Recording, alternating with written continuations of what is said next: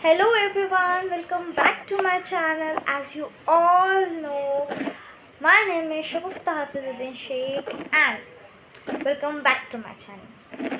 So today we are going to see in this session biotechnology, principle and processes. So first of all, in few minutes we are going to discuss topic to be covered. ठीक है, आज के session में आज का session छोटा होगा और जो नेक्स्ट वीडियो आएगा उसमें पूरी मतलब जो आज के सेशन में हम आधे से ज़्यादा चैप्टर कवर कर देंगे. बस सिर्फ दो ही टॉपिक रह जाते हैं जो कि हम नेक्स्ट लेक्चर में लेंगे. ठीक है, एज अ शॉर्ट वीडियो बना रही हूँ तो डिटेल में तो पढ़ाऊँगी ही, बट थोड़ा शॉर्ट रखेंगे वीडियो को. ठीक है, चलो. Now we are going to start our topic to be covered. Just I want to share कि हम लोग आज अभी इस वाले सेशन में कौन कौन से टॉपिक्स हम कवर करने वाले हैं. सो आज के सेशन में हम देखेंगे कि बायोटेक्नोलॉजी कैसे डील करती है. बायोटेक्नोलॉजी का पैरामीटर्स देखेंगे जिसके अंदर दो फर्दर टाइप्स में डिवाइडेड है. एक तो है जेनेटिक इंजीनियरिंग एंड एक है बायो प्रोसेस इंजीनियरिंग. ओके, और फिर उसके बाद में हम देखेंगे कि basic step of creating genetically modified crops. ठीक है, जिसको GMO भी बोलते हैं शॉर्ट फॉर्म उसका. उसके तो सिर्फ 3 स्टेप्स हैं, पॉइंटर्स में लिखा हुआ है, क्लियर हो जाएगा. फिर उसके बाद में हम देखेंगे tools of recombinant DNA technology जो फर्दर 3 टाइप्स में डिवाइडेड है, एंजाइम, वेक्टर एंड कॉम्प्लेंट है. ठीक है, फिर हम देखेंगे कि types of step and recombinant DNA technology देखेंगे हम. उसके बाद में टाइप्स ऑफ वेक्टर्स के बाद में हम ये देखेंगे step in recombinant DNA technology, जिसके अंदर भी हम सिर्फ और सिर्फ 3 स्टेप्स देखने वाले हैं. और जो बचे होंगे 3 स्टेप, वो 2 टॉपिक जो बच रहे हैं, डाउन स्ट्रीमिंग और culturing at a large scale, वो वाला टॉपिक के साथ हम वो 3 स्टेप्स को भी कवर कर लेंगे. बिकॉज ये वाला वीडियो थोड़ा सा लॉन्ग हो जाएगा क्योंकि बेसिक मतलब आज इंट्रोडक्शन है, तो इंट्रोडक्शन में ज़्यादा आपको समझाना पड़ेगा. बट भले ये माइंड मैप की तरह, एक क्विक रिवीजन की तरह है, बट स्टिल मुझे हर एक चीज़ आपको डिटेल में बतानी है, आपको यहीं पे लर्न करवा के भेजना है. ठीक है, so let's get started. We are going to start with biotechnology, how biotechnology deals with technique.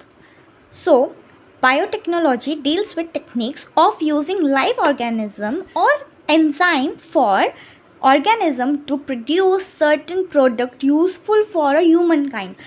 अब ये डेफिनेशन क्या बोल रही है कि बायोटेक्नोलॉजी डील करती है ऐसे टेक्निक से जो लिविंग ऑर्गेनिज्म या फिर एंजाइम से जो ऑर्गेनिज्म प्रोड्यूस करते हैं सर्टेन प्रोडक्ट्स, वो यूज़फुल होते हैं ह्यूमन काइंड के, जो कि ह्यूमंस के लिए यूज़फुल होते हैं. ठीक है, बट जो यूरोपियन फेडरेशन ऑफ बायोटेक्नोलॉजी ने क्या दिया, हमें एक पर्टिकुलर डेफिनेशन दी. वो डेफिनेशन में क्या बोल रहे हैं कि इंटीग्रेशन ऑफ नेचुरल साइंस. वो बोल रहे हैं, देखो मैं आपको यहाँ पे बताती हूँ कि integration of natural science and organism, cell, parts और molecular analogs for product and service. ठीक है, तो ये क्या बोल रहा है, ऐसी इंटीग्रेशन जो नेचुरल साइंस, ऑर्गेनिज्म या सेल या फिर मॉलिक्यूलर एनालॉग्स के थ्रू जो प्रोडक्ट हमें मिलता है, वो प्रोडक्ट यूज़फुल होता है हमारे ह्यूमन काइंड के लिए. Okay, now we are going to see the parameters. Okay, wait. Now we are going to see a parameters of biotechnology. अब बायोटेक्नोलॉजी के पैरामीटर्स 2 टाइप में डिवाइडेड है. एक तो है जेनेटिकल इंजीनियरिंग एंड एक है बायो प्रोसेस इंजीनियरिंग. यहाँ पे इंजीनियरिंग के स्पेलिंग करेक्ट करें हैं, डबल ई आ जाएगा. हाँ, सो जेनेटिक इंजीनियरिंग में हम क्या करते हैं, to make a recombinant DNA या फिर जीन क्लोनिंग और अ जीन ट्रांसफर. तो जेनेटिक इंजीनियरिंग में हमें मेनली 3 चीज़ें करने होते हैं, 3 चीज़ें करने होते हैं, जो कि एक होता है हमें रिकॉम्बिनेंट DNA बनाना होता है, दूसरा जीन क्लोनिंग करनी होती है, और तीसरा जीन ट्रांसफ़र करना होता है, ठीक है। और बायो प्रोसेस ऑफ इंजीनियरिंग में हमें क्या करना होता है, मेंटेनेंस ऑफ एक स्टेराइल कंडीशन हमें मेंटेन करके रखना होता है।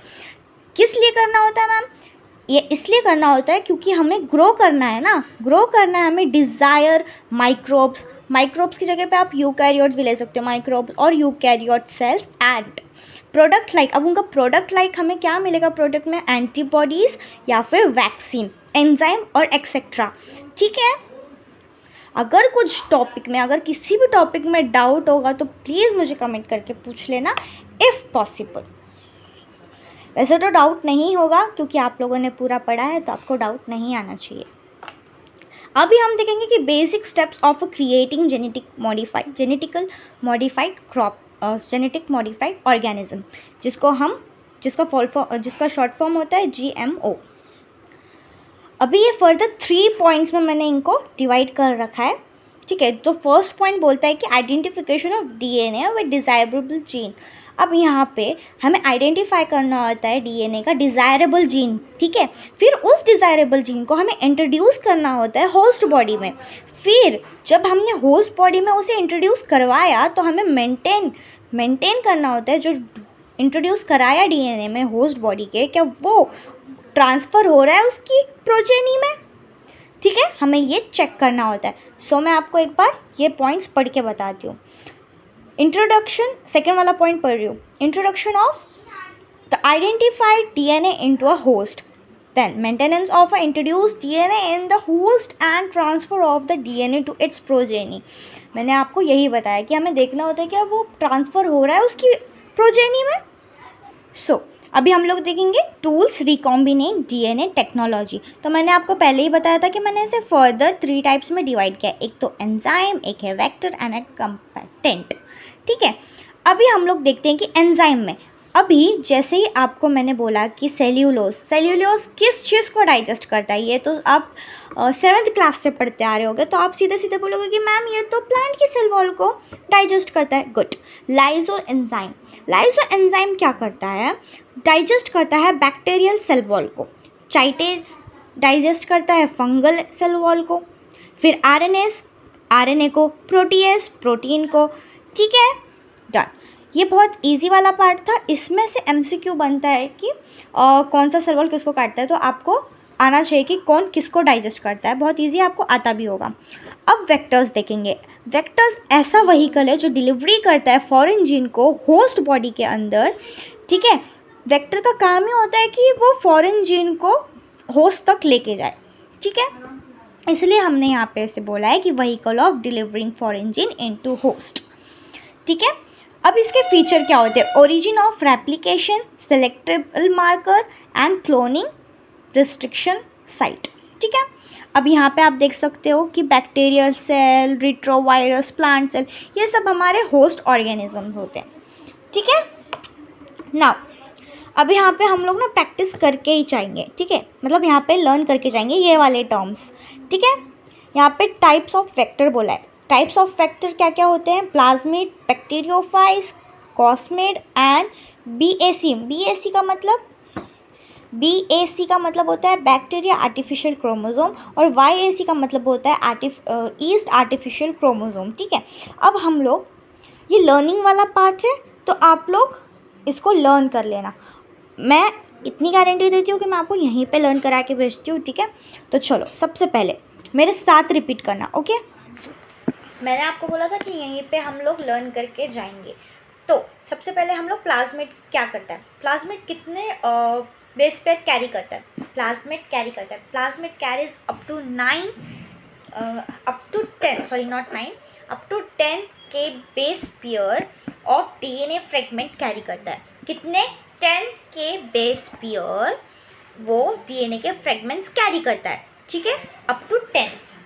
अब बैक्टीरियोफेज अच्छे से याद रखना, मैं वापस से रिवाइज कराऊंगी। Bacteriophage carries up to 9 to 15 के base pair of DNA fragments. कितने, 9 to 15 के base pairs of DNA fragments. Now cosmid carries up to 23 to 43 DNA fragments वो कैरी करता है। 23 to 43 के base pair of DNA fragments वो कैरी करते हैं कौन? कॉस्मेट। ठीक है, ओके। फिर आता है BAC which is bacteria artificial chromosome. Bacteria artificial chromosome वो कितने होते हैं? वो लेस देन 300 के बेस पेयर होते हैं जो कि डीएनए के फ्रेगमेंट्स कैरी करते हैं। ठीक है, less than 300, okay, remember it. फिर YAC yeast artificial chromosome. Yeast artificial chromosome carry करते हैं 100 to 3000 के base pair DNA fragment carry करते हैं।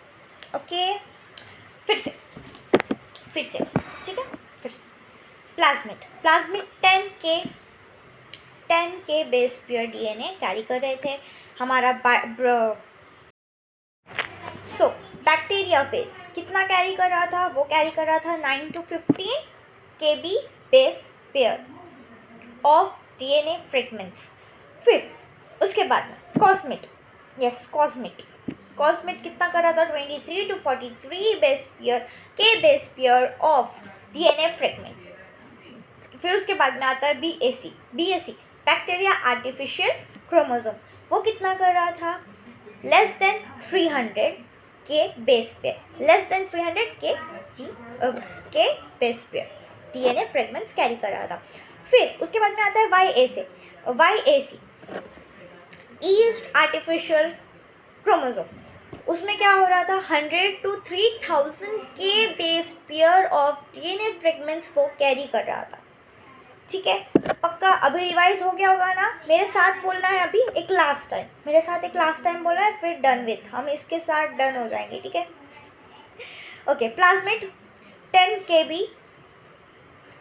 kbp means base pair carry कर रहा था डीएनए के फ्रेगमेंट्स। फिर हमारे पास आता है बैक्टीरियोफेज जो कि है 9 to 15 के base pair of DNA fragments carry कर रहा था।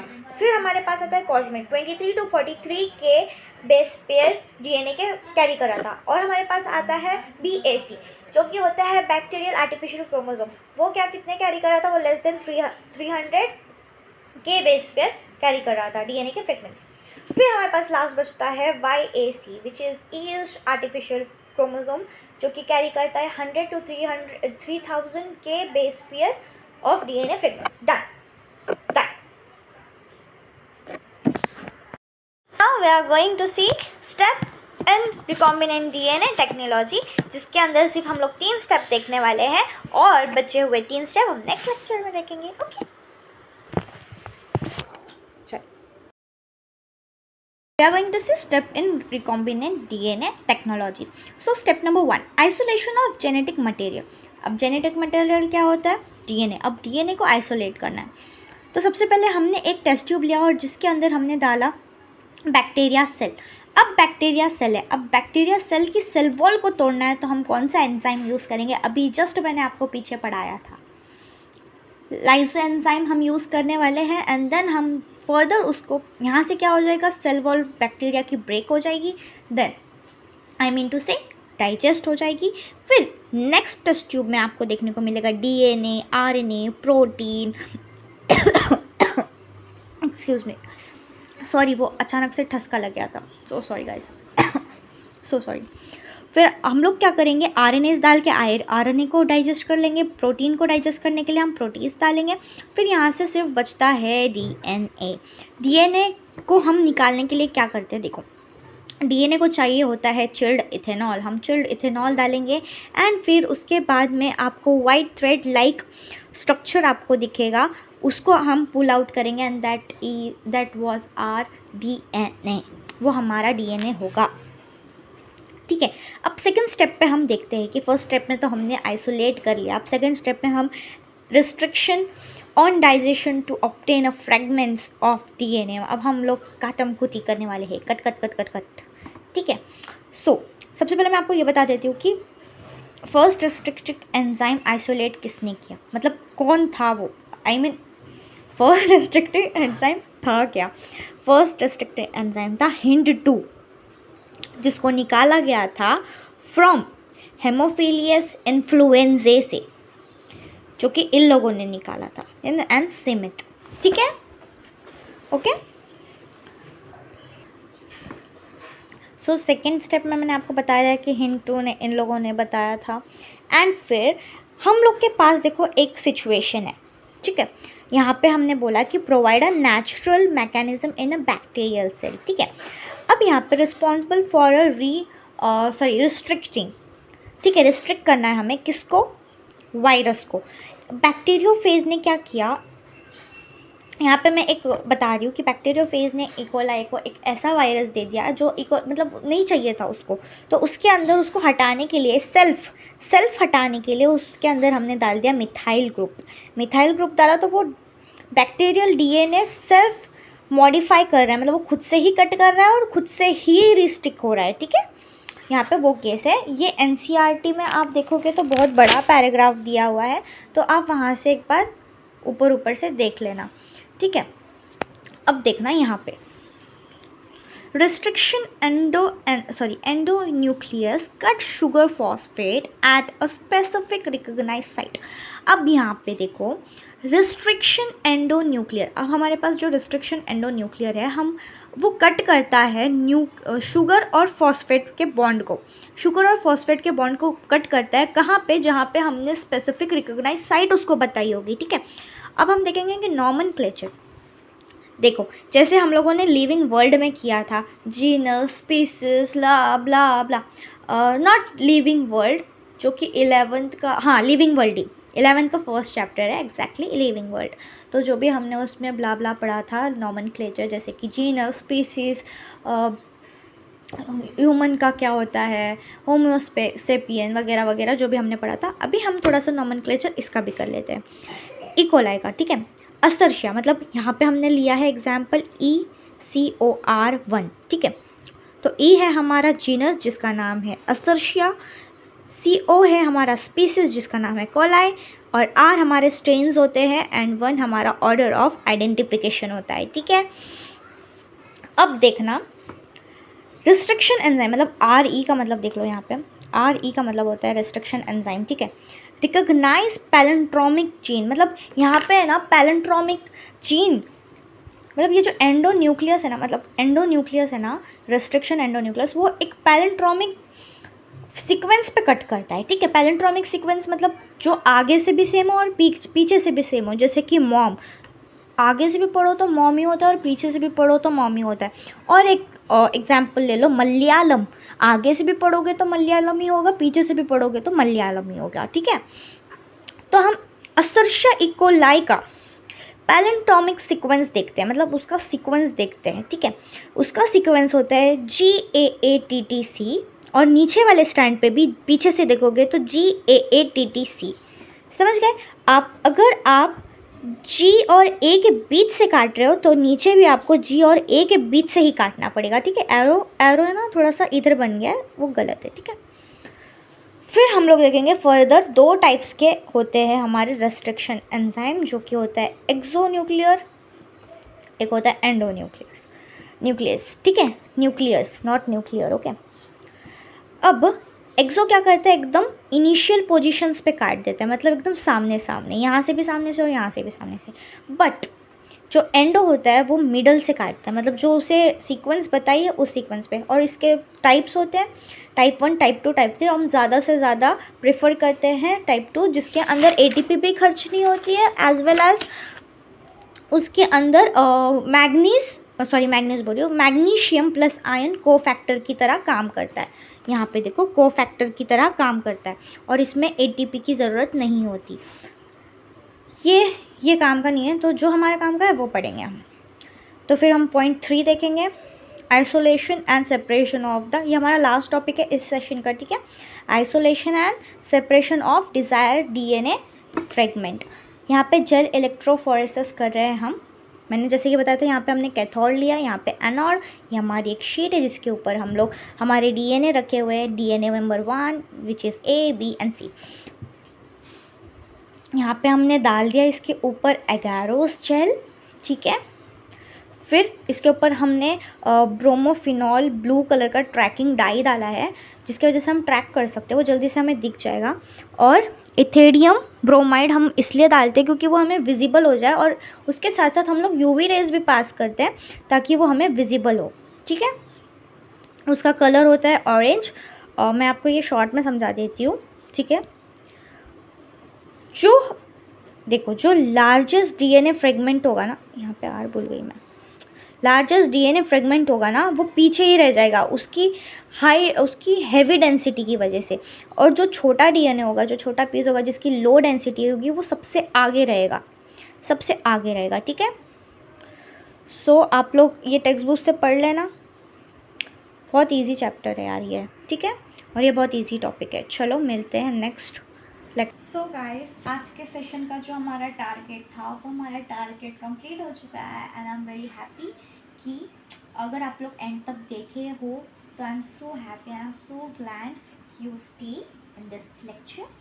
And if any doubt you have, then you have to comment in the comment section, and I'm reading all comments and as well as I'm replying them, so sorry, you have to comment it. Okay, if you have any query or any doubt. Okay, see you soon, and we will complete our 3 points as well as 2 remaining topics, and our chapter will get over in next lecture. Okay, see you soon, take care and stay tuned, and wait for second lecture. Okay, bye guys, see you soon.